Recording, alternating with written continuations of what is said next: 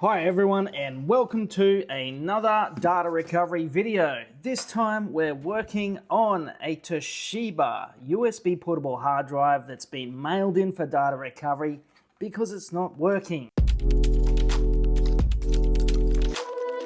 Toshiba is a popular brand of USB portable hard drive, and the customer said that this one is not detecting when they plug it in with a USB cable. Let's take a look.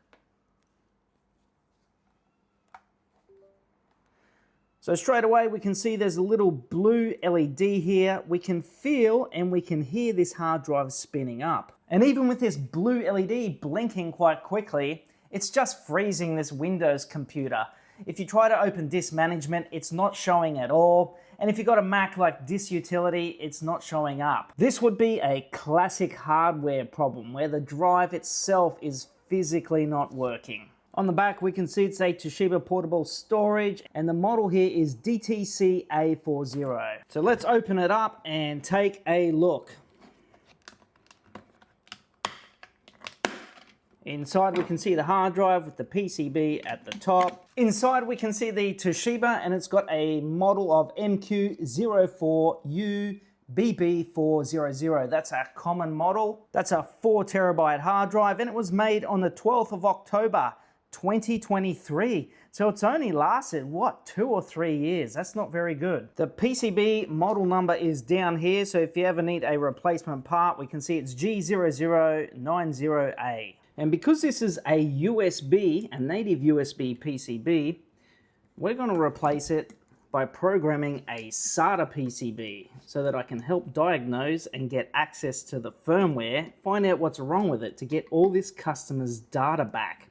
So if you've got a Toshiba hard drive, guys, that's not working, one of these USB Toshibas, write a comment and tell me what's wrong with it. I do read all the comments. If you're new to the channel, welcome. I'm a professional data recovery engineer with over 20 years experience, and customers drop off or mail in broken hard drives. It's my job to get all the data back. If we take a look here, we're now getting a correct signal from this hard drive and a proper ID with the 4 terabyte capacity. However, if we try to read any data, we just get an error message and we can't access anything yet. Okay, we're going to put this drive in a technician mode. Let's try again.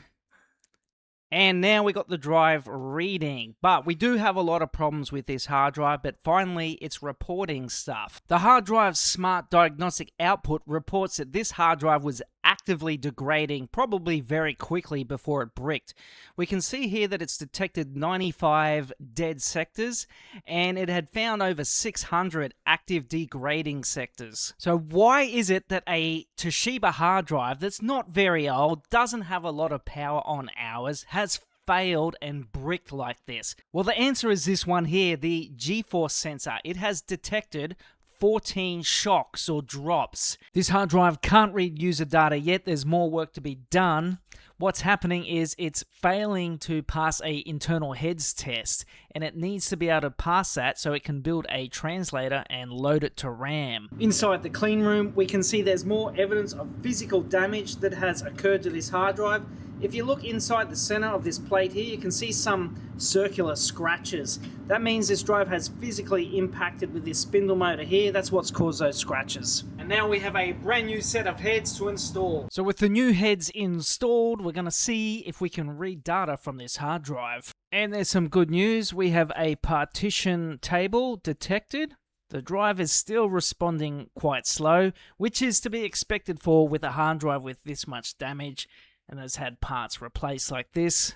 And we're detecting a Windows NTFS file system. Again, more good news, but the drive is still very slow and very fragile.